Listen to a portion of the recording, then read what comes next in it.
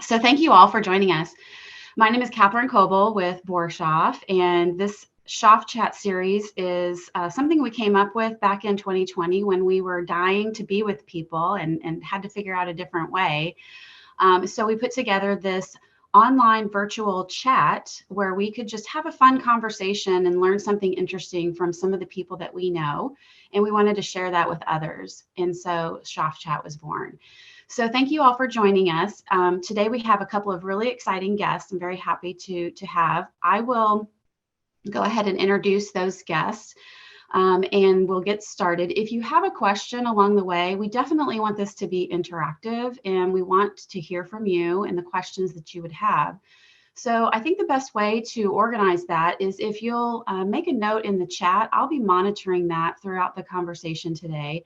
And I will either call on you if you have a more in-depth question to ask, or I can certainly read your question from the chat to our guests and we can go that direction as well. So thank you all. Just to get started, I want to explain who we have with us today.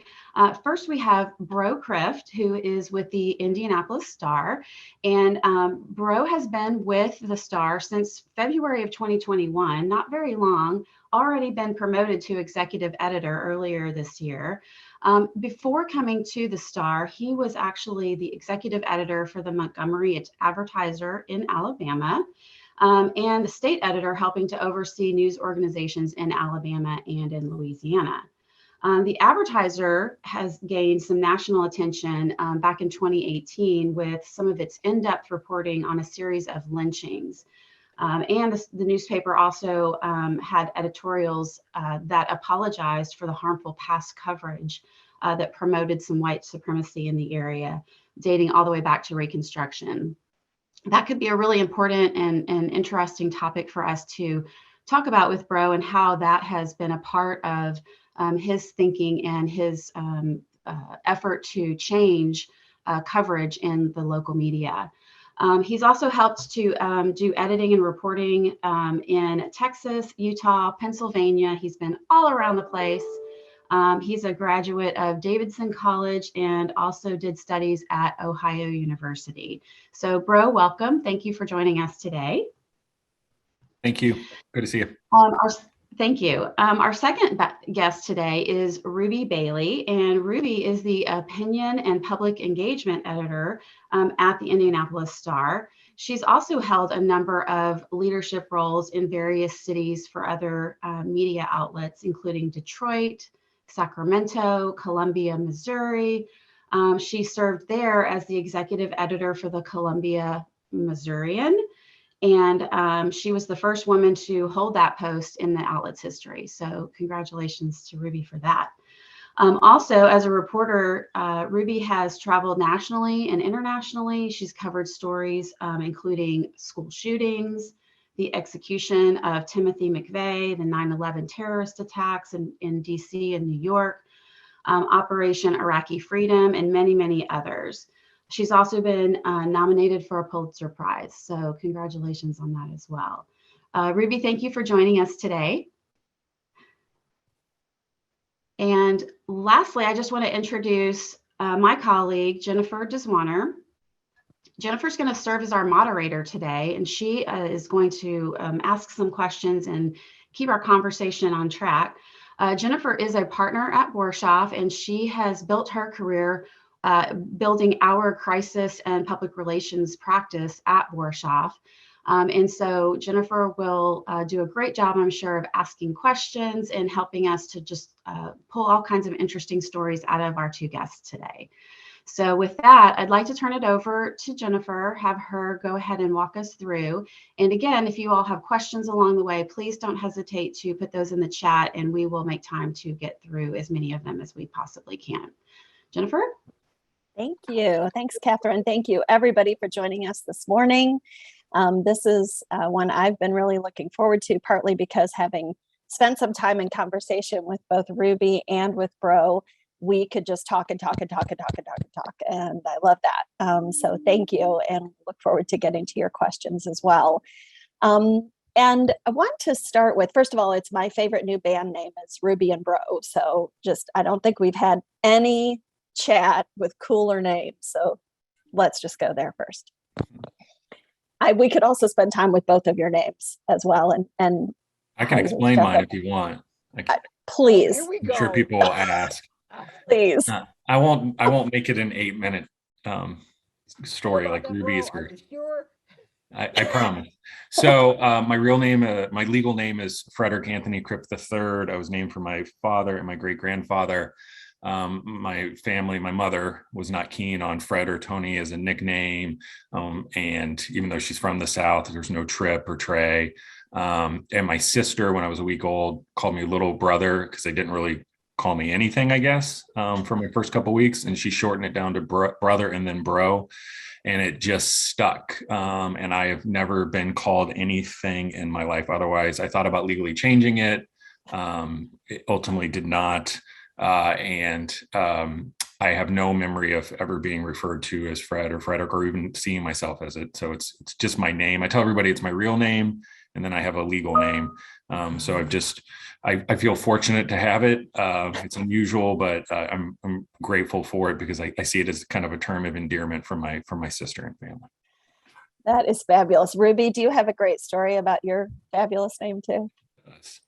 Yeah, it's my real name, Frederick. How about that? Actually, bro is one of my favorite people. I tease him. See, I want you all to notice that flask that bro carries and sips whenever I speak, because it's not my me, right? My name Ruby is actually, I'm the third Ruby. The third, I won't say my middle name because I don't like it that much. It's very country. But I am the third Ruby in my family, named after not my grandmother Ruby, but my great aunt Ruby, because apparently there's a difference. And I have a son whose name should have been Ruby had he been a girl. Oh my goodness. I love that. And it just reinforces, yes, the Ruby and bro that we are excited to talk to. So thank you. You have both, as Catherine said, you've both lived in a lot of different places. We are fortunate to have had you both land in our fair city, and would love to hear you talk about having covered so much and looked at different cities through different lenses for Gannett and for other news services that you've worked for. How does covering stories in Indy feel similar to other places that you've worked and different from other places that you've worked? And bro, why don't you start us off there? The difference that I've noticed, and I mean, I've only been here for a year, and it varied. I'm from the Midwest. I was born in Puerto Rico, but I'm from the Midwest. I'm from Ohio. So this place feels very familiar to me. I went to high school in Columbus. But a difference is I think Indianapolis and the community is more passionate and engaged with our content than other places that I've been. Not to say they weren't engaged, but what I have noticed, and I'll probably talk about this a little bit more from a digital subscription and our growth standpoint, people are connected to us as a brand, very much so, have been for years and generations. They respect what we do, challenge what we do sometimes, but respect what we do. I think it's also a foundation of just Hoosiers in general, and people who live in Indianapolis are very tied to this sense of place and this place that they call home.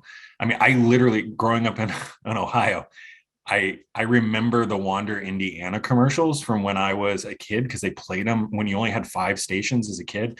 That commercial was played so much. I could sing the tune probably to this day. And Tom Raper as well. I was so tired of Tom Raper. And so there's this sense of home and connection. It goes all the way down to even our sports coverage and prep sports coverage. There is a fervor and a passion for content and consumed at all levels in different varieties. I actually haven't seen on the sports level, I don't think I've ever been in a market that respects sports or is engaged with it at all 3 levels, high school, pro, and college, the way that Indiana and Indianapolis is. It's pretty stunning. Also, there's a tremendous respect for the accountability and investigation work that we do. It's very much been a part of our brand at this point. I think what's similar is there's a yearning everywhere that I have been for us to write about us. and that community and the people that makes it who it is. And that goes all the way down to, this story doesn't exist, but let's say like a traffic cop at a corner that dances, right? And telling those stories of those people that are just everyday people that make Indianapolis, or Corpus Christi. People want their local news organizations to define who they are and how they live. Excellent. Ruby, anything to add in terms of places you've lived and worked? Sure. Well, I'm from Detroit originally, so a lot of what Bro says about sports, even though it wasn't my thing, don't tell. Detroit's a big sports town, right? And so in terms of your brand and your identity as a media outlet, and I've worked at both the Detroit News and the Detroit Free Press, sports played a large role in that. And certainly the auto industry played a huge role in that. And as it, shrank and tried to, come back to life, because so many people's livelihoods were wrapped up in that. Living in California for me was a bit different. Because and I lived in Sacramento. So Sacramento, kind of like the Midwest of California. And it had what I would call a identity crisis. It wasn't Sacramento, it wasn't LA, but thank God it wasn't Fresno. But I loved Sacramento, right? But it was extraordinarily diverse in multiple ways, and beautiful city, whole bit. But it never felt like home, and I don't know if that's simply because it was another part of the country or not. Columbia, Missouri, I find to be a very southern seeming state. No offense, bro. South just ain't for me. Indianapolis, I find to just immediately feel like home. And that might be because it was designed, by the same guy whose name I can't really say in French, that guy who designed, laid out DC. And having lived in DC, it made sense to me. So Monument Circle and the way the streets are run in Indy makes sense to me. In terms of the people here, extraordinarily open, caring, passionate. For the most part, inside of the circles that I've been here. I've only been here since July, and whether I agree with all of them or disagree, you certainly very passionate people, and I can appreciate passion as a journalist and just as an opinion and public engagement editor. I appreciate passion. So I don't know if that answers your question at all. But it does. And why don't you? Oh yeah, Bro, did you want to? I was going to say just a couple places because as Ruby was talking about the specific places, and I lived in Montgomery, Alabama, and in Corpus Christi, Texas. So Indiana also feels very much like I'm from Columbus. I feel like I'm in a mirror town. So Corpus Christi is Texas, and so it's very prideful, right? But it knows you're supposed to like them. Like Texas is great. Indiana and Indianapolis is very prideful about what it is, but there's a sense we sometimes talk in the newsroom, there's an inferiority complex. Like, no, you should like us. You should really we're awesome. We're like, oh, wait, is somebody saying something bad about us? Now, Texas, somebody's saying bad about them. Whatever. We're our own country. We know what's right. And Alabama, and this is rooted in a lot of its history, is very defensive. When you confront it, and will point fingers, generally speaking, like there's a little bit of about, well, what about this and that? And that's rooted in its history in terms of the decisions that it made, particularly related to race. And it's still dealing with it, and it will for a long, long time. Yeah, I've kept a quote on my desk here that we've had people tell us about when you're trying to market the state of Indiana and the area, that we are aggressively realistic and that we lead with our weaknesses. That is just, how we roll here, which is not super helpful in marketing. Ruby, why don't you say a bit more in terms of, you've seen a lot of changes in the newspaper industry, you both have, during your time. What changes would you say are the most positive and give you confidence or renewed confidence about the industry? And of course, if you want to touch on some of the negatives as well, but I think we all know there's such a challenge for newspapers today, and just wondered changes that you've seen and where you see those headed. And you said positives, right? Please. Okay. You could go negatives if you want to start with those too. No, and don't get me wrong. I say this as somebody who has lived in this field for 30 odd years, who does it because I love it, right? Not because it's perfect. But I'm a realist about a lot of things. I will say, especially for Gannett, not just because I work for Gannett. Since I left, and I'm going to give you a short bit of backstory, but I left Gannett when I left the Detroit Free Press and went to McClatchy, which is in Sacramento. So different ownerships from different corporations that handle things differently. Gannett has always been, or had always been, at least ahead of digital experimentation, even as we floundered and fumbled, right? McClatchy was 3 years behind Gannett. In multiple ways when it comes to digital. Not that they weren't trying to get there. Part of the reason they hired me was because they thought I could help them get there, but they just weren't going to get there under the ownership that was in existence at the time. Since coming back to Gannett and to Indy, I like the fact that there is a strategy. I like the fact that there is so much collaboration between regions, that we have set this up in a way, to me, that is smart, and that can really move the needle. So I feel a lot more hopeful about the digital transformation as it continues to transform than I did when I left Gannett. I can say that. Yeah, right. It's been a process that's seemed to those of us from the outside, lots of ups and downs. Bro, anything to add to that in terms of where you see the industry? Yeah, it is hard. Ruby is I think one generation ahead of me in terms of, so she's experienced a lot more positive than I did. I've only experienced transition, to be quite honest. I've only experienced reaction and change. I mean, it doesn't even, a journalist right now, a frontline journalist, a reporter, a photographer, it doesn't even faze them the way it does previous people. We are used to change every single day and reaction. I've seen a little bit of settling down in terms of like, well, we're going to do this and then we're going to do this. And I'm more of a proponent of sticking to something and a strategy and believing in it and seeing it and following it through. And when we do that, we are very successful, and we can control that in the local market very much so, as we stabilize with me and with others like Ruby. So a positive, this is I think is a very big one, and that you all need to hear is, so in 1985, 95, even 2005, editors sat around a table at 3 o'clock, 9 in the morning, then at 3 o'clock, and it would go on for 45 minutes. And each unit, be it the business desk, the metro desk, the features, and the top editor would say, what do you have? Here's the stories we have. And they would pitch those stories. And it was basically for that 1A lineup.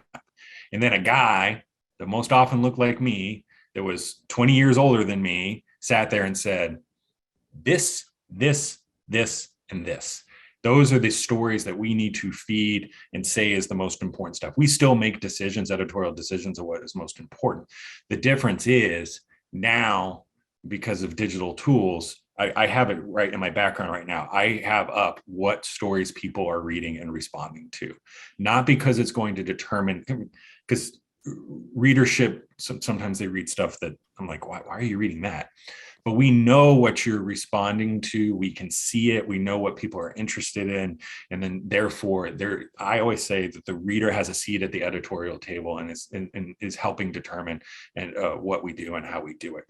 And as we pay attention to those analytics, the positives that come out of it is that we are creating stories that people engage with. And it actually does make me feel good about what people read, because our most important stories typically are our most read stories, or they drive the most subscriptions, because that's another part of our model is creating more of a digital subscriber audience. So that's a huge positive, because trust me, before I used to say, well, we used to just feed everybody broccoli. And we didn't care. We were like that really bad parent that said, you cannot leave the table until you eat this broccoli. And we still serve broccoli, but we probably roast it and make it taste a little bit better now, because you've told us that you like lemon and garlic on it. That's a good metaphor. It's an excellent metaphor. Right. Thank you. Yes. Bro, you've talked about accountability stories. When we spoke earlier, you've said that and I think I've not only had I seen it, but once we talked, I was, noticing more about what some of those might fall into that. Talk about what that means, what it means to the star, why it's important. If we're the fourth estate, we need to be asking when something is positioned, when a project is put in place, when money is spent, when decisions are made by leaders, we need to ask, is that right? Not because we doubt it, because that's a question worth asking. And making sure that decisions are being made in the best interest of the greater whole. And that comes down to how money is spent, the decisions of where we place that money, the kind of hiring that happens. It's tried and true journalism that makes change and makes places better. If you look at last year, our county jail investigation that looked at deaths across county jails and how many were happening and why, somewhere around 300, I believe, over a 10, 11-year period. And it held people accountable to why it was and what action was being taken place. And a lot of it went to the state legislature. But what we learned through that is the struggles that sheriffs were having. And you would figure that sheriffs would not necessarily see eye to eye, but we allowed that story to get out there. They need help from a mental health standpoint and a substance abuse standpoint. And those programs ultimately aren't there. And decisions that were made to push more people into jails is created an overcrowding problem. And some of those solutions that would be to build bigger jails, but that really isn't. It comes down to training and resources that they just simply don't have. So we explore those stories to improve people's lives. Like I believe, the newsroom believes, the whole company believe, Indy Star is a part of this city and this place and this state.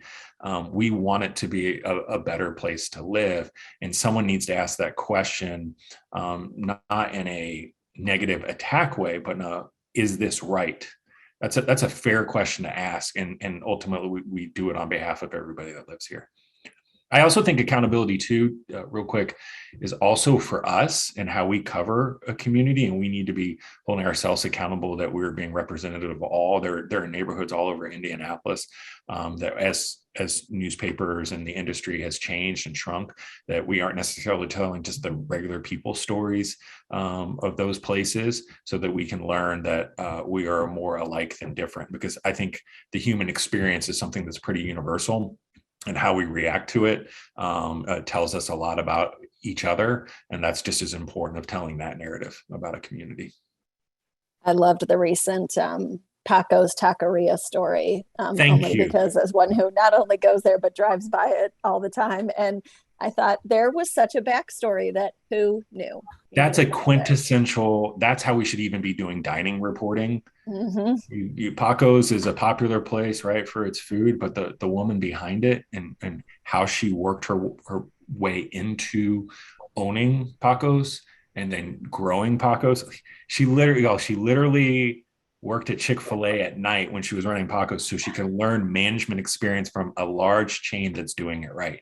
And then on top of that, the story ended with her talking about providing opportunities to other people that look like her, so that Latinos across Indianapolis or across the country or the state, it's not in the restaurant industry. It's not just about being on the line or being the dishwasher or the service behind the scenes, but really helping run the restaurant industry. It was a fantastic story. When I read that story, I told the reporter, I was like, this is your best story that you've written in a year and a half.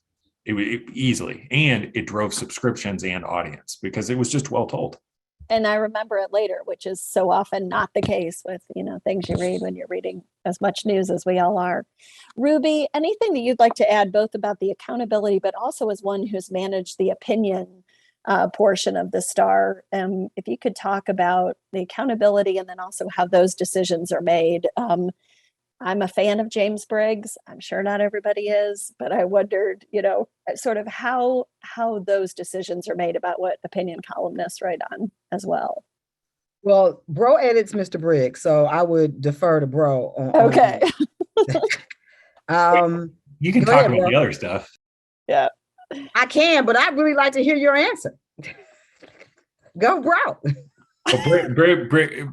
Well, James has a lot of experience from his past with local government and development. So you tend to see focus on development stories and local government. He reports a lot behind his comms as well and meets with people. He like with many columnists, you let him roll in terms of subjects and figure their place. He's been doing it for about a year and a half, 2 years. It's a conversation about what it is, but I try to stay out of the way of gearing him to a certain topic because I don't necessarily think that's he knows what he's doing and what he wants to cover. Excellent. And Ruby, you have a personal interest in real estate, as we have talked about it, but also writing about a lot of finance and real estate and things like that. Thoughts in terms of how some of those issues are covered? I don't know if it's Indy versus other cities or things that you think that sort of, when is the Star reporting and when is it trying to educate people? I feel like I see more where the media and the Star are trying to educate people on certain issues. And I wondered if I'm right about that, or when you think about that from those subject areas. Okay, so for me, as a opinion and public engagement, right? So whenever I run an opinion, whether it's about real estate or it is about evictions, which is something I've been really passionate about, or it is about education, part of my goal is always to hopefully elevate the type of conversations we have with each other about issues, and that hopefully everybody walks away, if they've read through all the way, a bit better educated about a topic, even if you still hold to your worldview on that topic. That we walk away going, okay, well, I didn't know this, and I may think about that, and I may still ponder that. My position still holds, right, for the reasons that we all have about whatever the issue is, but I didn't realize this particular point. And so, hopefully that we walk away just a bit more understanding of each other. So that would be in terms of my philosophy, in terms of opinion, and in public engagement work as well. It's, people come to me with concerns or complaints about something that we may have covered. My goal is to hear people out and to certainly go to Bro or go to the other editors, and they've always been extraordinarily open, and I appreciate that so much because they make my job a lot easier. If I raise a concern that comes from a reader or from a fellow journalist or comes from me as a journalist, that we are accountable to each other and we are accountable to the community. We are accountable to journalism in its highest goals, right? That's a lot, right? For a mighty little staff that we are. And so for me, it's about the kind of the teamwork, the coordination, and me being or hoping or trying to be the public face, and the person to whom you can come when you feel as though somebody needs to know this, because you all need to be held to account. I'm your girl. So I hope that answers some form of the question. Yeah, that is awesome. And it is good to know, because you're right. We give our opinion when we click on certain stories, as Bro has said, but then there's other people who give far more directly their opinion to you on here's what you should be covering, or I don't like the way you covered that. Always a lot, which I try to educate our reporters on, is they get direct communication, but Ruby and I get way more and much stronger opinion. Are you hearing from all different demographic groups within the community too, or are there some you wish you heard more from? I won't even ask if there are some you want to hear less from. That is not a place we want to go. Ruby, I'm interested from your perspective, because I actually don't know the answer to that for you. I do know for me.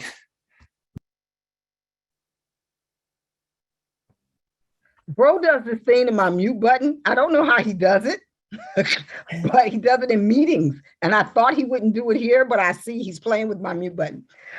So one of the, since I got here, one of the things I've really tried to do is to have what I call a diverse source base. So, I look for folks who obviously I need to know who the main players are. I need to know who the people in power and authority are, but I need to know the layers of people who are impacted by those people in power, right? So I will go out and seek opinion and seek conversation with people who if I'm not hearing from you, and I go, this is interesting. I'm not hearing from this group, or I haven't heard, or I go out to find those people. So I think because I look for them, I don't, I'm not waiting for them to come to me. I hear from a lot more people than maybe I should have rethought this, because I hear from a lot more people than I otherwise might. Literally, I was telling Bro the other day, I got a call from a guy who said he got my card on the bus. It was packed up to a display thing on one of the city buses. Now, I don't have a problem with public transportation. I just hadn't been on that particular bus line. So I don't know how my card got there, but I was really glad it did, right? Because sometimes I don't have a lot of cars. I own a vehicle, and I like to walk a lot, right? So if I don't pass you, if I'm not on the bus route you're on, I won't get to know you, right? So, and again, I've been out to obviously the Fishers, and I've been to Zionsville, and I've been to Carmel. So I've been to Avon. I try to go everywhere. I'm extraordinarily curious and really passionate about just meeting as many people as possible from all walks of life to talk about, some of the things we share and some of the things which I might be blind to, that in which we may have differences. So, yeah. That's awesome. Go, bro. Yeah. Ruby walks her beat better than anybody in the newsroom, honestly. Like, that's not because she's on this call. It, like, legitimately, she could teach a master's course on what it means to be engaging with other people, and it's rooted in her past as a reporter. She gets tips, she hears things, she holds us accountable in planning meetings from an editor standpoint of like, well, I'm hearing X, Y, and Z that our reporters are not, and that's because she's seeking out those other voices that we don't normally see. The reason why I want to hear from her, because I hear a lot from the people that know how to communicate to power and expect to communicate to power, or the decision makers. And what makes Ruby fantastic, I'm not convinced that somebody, just a regular person in a neighborhood who has thoughts, opinions, and feelings is going to pick up a computer and email me or call me to say, hey, have you thought about this? And we have to think about those voices. Again, accountability. How do you hold people accountable if you're only associated with the people who are making decisions as opposed to the people who are impacted by those decisions? So she does a really good job of it. And it's something that when I've been in other places like Montgomery, been very proactive about making sure that that I am in regular places. And as I adjust to my new schedule and stuff, making time to do more of that is important. So if you want to invite me to chicken dinners, you guys please invite me to chicken dinners. Hey, that's dangerous to say to a whole group of communications people. You know that.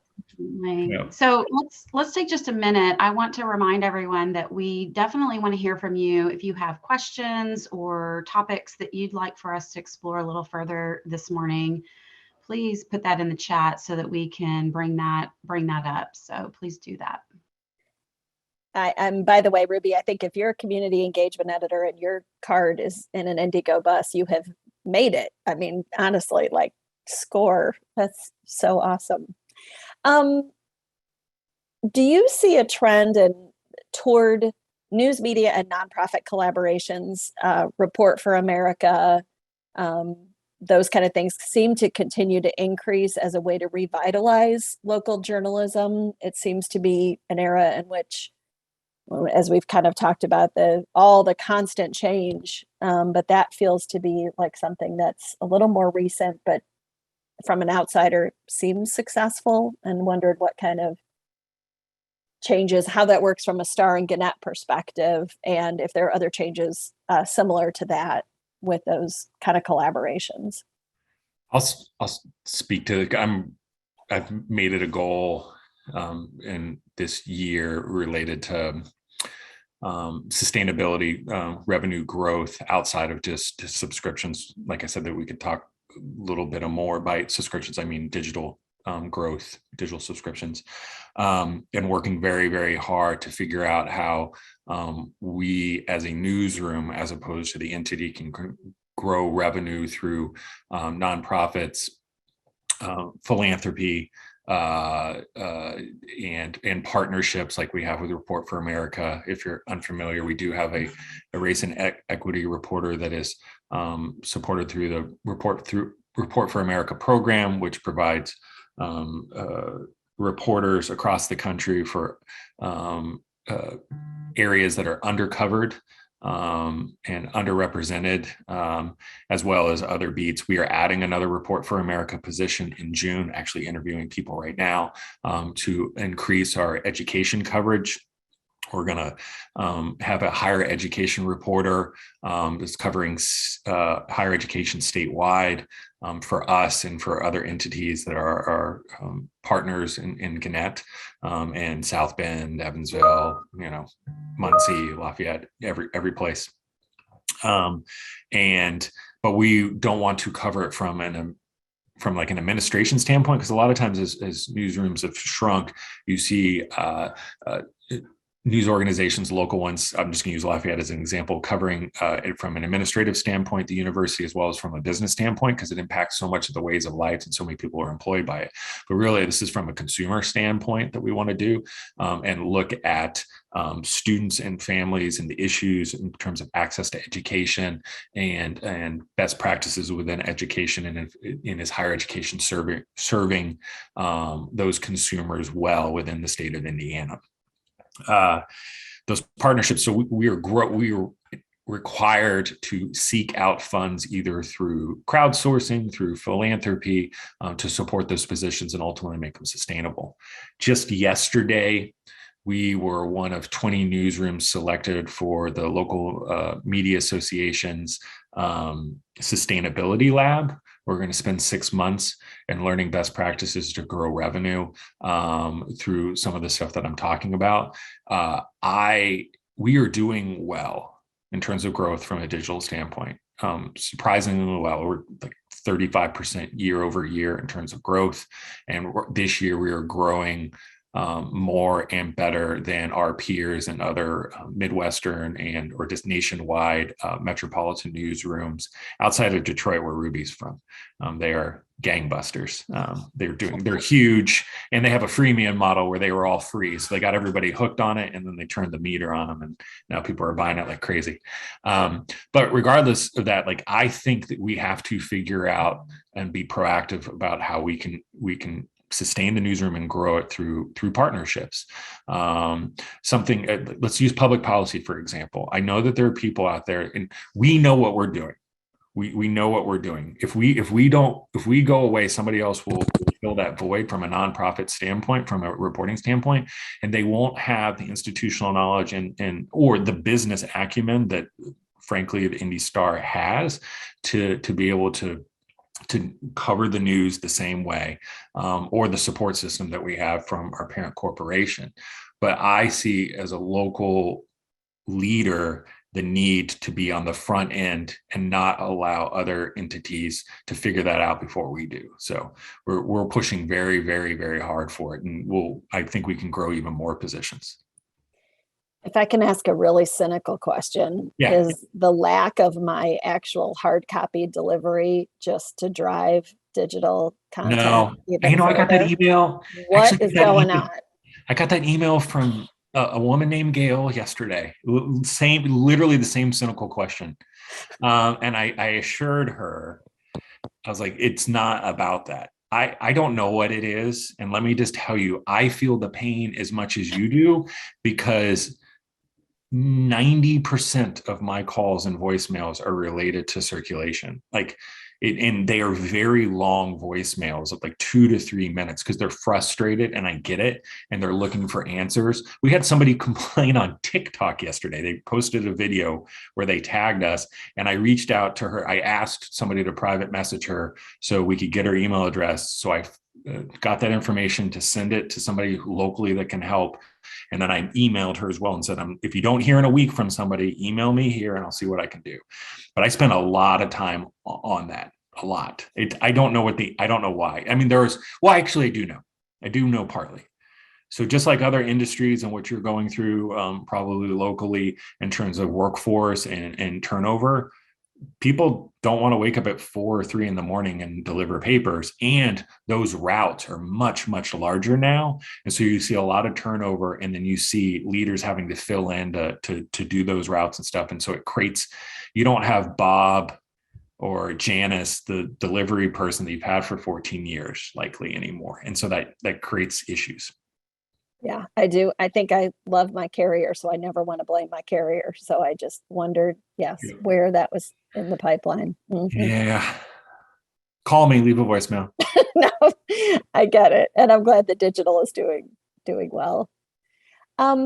Question about diversity and Ruby, thinking about your career. Are you seeing, is there more diversity in the newsroom these days? And whether there is or isn't, what does that look like for students or young professionals or anybody going into the journalism industry, which I know has been, it's challenging as it keeps moving, but I do keep hearing, and a couple of my partners, Catherine and Karen, both teach college classes. We see that students are still interested in journalism. Like, people want really good journalism. And I wondered what that was looking like, both from a young person's perspective moving into the industry, and then also from diversity in the newsroom, what your experience, what you're seeing.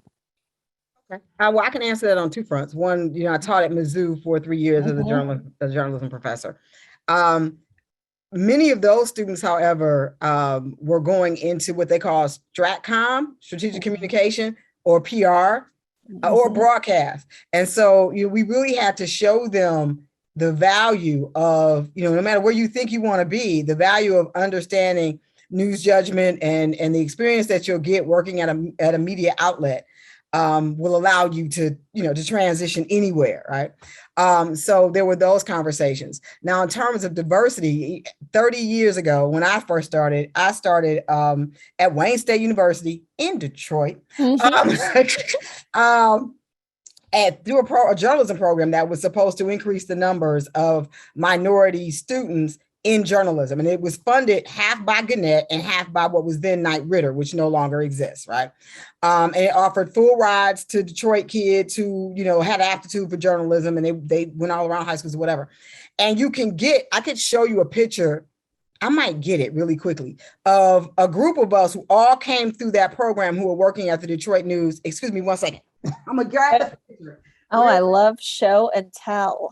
Okay, now wait, because the one thing you have to remember is that this was 100 years ago and I was much younger and much cuter. So I'm not sure if you all can see this picture. I'm in the red. All of these people, except for the older gentleman who was an editor at the Detroit News, who left for a year to launch the program. All of us, and including 2 people who were not in the photo, came through the same program, right, diversity program, to increase the numbers of journalists in Detroit media. At that time, I was at the Detroit News. So was he. A couple of people were at the Free Press. So, but yeah, no, actually, wait, we were all at the News at that time. We all kind of left and went to other places. None of these people, not a single one of them, other than me, is still in journalism. How about because it's really not about just diversifying and getting people into a room. It's about retention, and it's about having the necessary conversations and seeing the necessary changes inside of news organizations that make people want to stay. Now, I will also say it's been a rough 30 years in some ways, right? So some of that lack of being able to retain diverse candidates or people in general, right, it has been because, people taking buyouts, people getting laid off, the trying to make that digital pay model work, and some of the pain that came through that, right? So I would say overall that a lot of the conversations, and again, I've been doing this, a long time. I'm hearing conversations that I heard 30 years ago. And part of me is like, that's great. And part of me is like, really? We still having the same conversations. So, do I think certain things are better? Absolutely. Is there still room for improvement? Absolutely. I could teach a master's course. I have taught a master's course, right? On some of the things within journalism as a whole, right? That we still need to work on, and that we still need to make, that we still need to make more equitable, right? For everyone. So that would be, I don't know if that answered your question. Yes, But follow up if I don't answer your question. Bro knows I just tend to blather, and it's what I love. Okay. Love. Yes. Okay. Not all print reporters talk as well or as much as either of you. And these are the right people for this chat. I love it. Bro, do you want to add anything on that in terms of diversifying the industry and of young people entering the industry? Because Ruby makes a great point about retention as well. Recruitment plus retention. The retention is the hard part. We struggle with it when every place that I've been. I like to think I'm a successful recruiter. I sincerely, but also I can convince people that this is the right place, because it is for many things. Where I struggle, and I'm not alone, is creating a place where people feel like, oh, this is going in the right direction. We need a better plan to keep more young journalists like Ruby in the business as long as she has. And I don't think we're struggling with it in Indianapolis right now with turnover because of the last 2 years. The newsroom stabilized a little bit, and we recruit hard for diversity, and we're going through it right now with a position, and we had a diverse candidate pool, and the recruiter, the editor, 2 candidates were white women, the top 2 candidates, and I pushed very hard on it, but they were the best candidates, and we have to create a place, and this is really hard as the newsrooms have gotten smaller, where you have the time and place to help people just day to day get better at their jobs. So you can, because we can fail people. I hire traits, not skills. I'm a big believer in who people are, and because you can teach somebody a skill if they have the right traits. It's SMART, works hard, ambitious, nice. SWANS. That's my easy acronym. I always use it. Wait, say them again, please. SMART, works hard, ambitious, nice. Thank you. It's a SWAN. I learned it from my mentor, Justice Hill, and I have it taped to my desk because if you work hard and you're not smart, you're not going anywhere. If you're smart but you don't work hard, you're a smart aleck. If you're ambitious but not nice, you're conceited, and so you think you're better than people. But if you combine those 4 together and you're hiring quality people, then you can put them in place. But we have to have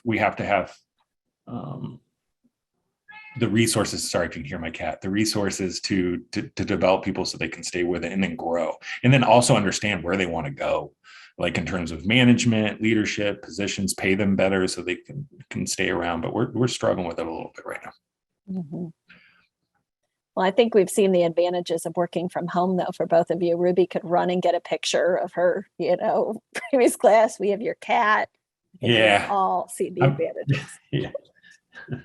So we do have a question I wanted to share. So first, an observation, shout out to Bill Lovejoy, who wants to share that he was a proud paper boy, as they were called way back when, for the Elkhart Truth for several years. And then he actually also worked in production at night during college. So the good old days. And he's Puerto Rican. So he wants to put that out there too.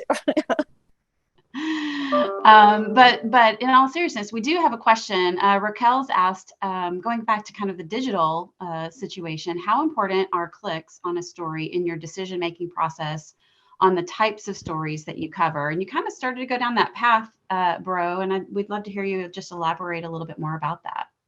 Well, I'll use, sorry, my cat is getting ready to walk up here. I will use. We want to see it. No, he's here fine. It's my cat. Oh, look at Ruby's too. Yes. See? I'll use Senator Braun's comments this past week. That was a national story based on what he said about the Loving Supreme Court case. The next morning, that happened kind of late in the day. The next morning, when we were having our planning meeting, and thankfully Ruby was there to bring up some stuff that we needed to explore, we looked at different ways that we can engage different types of readers. So you probably saw over the day 4 or 5 stories, because there's different readers want different things. We did a story about what misstatements or blunders, gaffes, however you want to describe it, he had in the past. We did a story that was reactions, like how people reacted to it, either leaders and or others on Twitter and statements there, because there's certain people that, like, we call them scan to read or scan to read stories, people that they like to be able to, it's like, know the score. I need to know these 5 things. Like, I don't have time to read this story that's developed. So the decision making is more about, like, how can we take this story and information and serve different types of readers. We did that in the past before. I'll use the sports as an example. Because we'll have like top performers. Well, in 1995, every Saturday morning, you would, after high school football, you would have game stories, but then you'd also have a box that said, here's your top 10 rushers, or here's your top performers. Because there's different type of readers that just want that list to see how, people performed, and other people don't want that specific story. So it's similar to that mentality. I will say, though, we do know, but this is good content. That still always drives the day. Growth and development, people want growth and development stories. They always have. They want to know what's going in on the corner. They also want to know, like, what issues happen. If you remember this story, 96 in the Meridian, we wrote a story about the development that was going there. That was one of our more popular stories. And also people subscribed to it. We made it premium because they wanted that. But they also want the Chick-fil-A on the corner. So we pay attention to that. And then we'll push. We have to balance within the coverage, because we do a lot of real estate coverage related to access to housing, and that's very important from an accountability standpoint. But some of our younger reporters forget that because they've never owned a home, that real estate is a major investment for American families, the middle class, from the working middle class to the upper middle class and in between, and even the upper class, everybody. Like, it's a huge investment. Like, the American dream is founded on this idea of, like, getting your property. And so we're obsessed with how that's performing the same way our 401k. So we know that people want news about the area that they live in and how it's changing in terms of their investment. And so we write stories related to that. But that's good news to tell anyways. So why not? By good news, what I mean is news that is worthy of from a coverage standpoint. Sure, that's great. That's really helpful. Thank you. Well, we're getting close to the end of our time, so I don't know if there's a particular thought that either of you want to leave us with as we start to wrap up. I do want to just remind everyone that we've recorded today's session, and we will have it on our website soon, and we will also be sending out a link after the fact. So if you'd like to see the replay, that will be available, and we'll put together some summary points about it in the Shoff blog as well. So thank you guys for being with us. Bro, Ruby, do you have any parting thoughts you want to share about the state of local journalism today? I guess I can go first. The Indy Star is heavily, as I said, heavily connected to this community. We are growing, as I said, in terms of digital subscriptions. We understand we have a really good strategy related to it. We have a passionate group of reporters who want to cover the news of this community and tell the story of its community. But that's a part that I'm very passionate about, is balancing our accountability reporting as well as just giving sense of place. Also, we are very lucky that we have and in a newsroom our size and in a metropolitan community, a still active and robust investigations team. That is extremely, a lot of times you saw decisions made in the last 10 to 15 years. Well, the whole newsroom does investigations. That's a very good philosophy, but it is extremely hard to maintain because on any given day we say, well, what about this, this, this, and this? And then you do this, this, this, and this, and you don't allow people to really develop stories that make a difference. And just it's the most obvious example that everybody's familiar with, but USA Gymnastics and what happened there would not have been uncovered if it wasn't for a group of people in the Indy Star newsroom. And if you look at those victim impact statements at the end of the Larry Nassar trial in Lansing, and the women that stood up and understood that they were not alone. I personal story. When that day, the day after that happened, and I was in Montgomery, I did not know the reporters. I didn't know Tim. I didn't know any of them.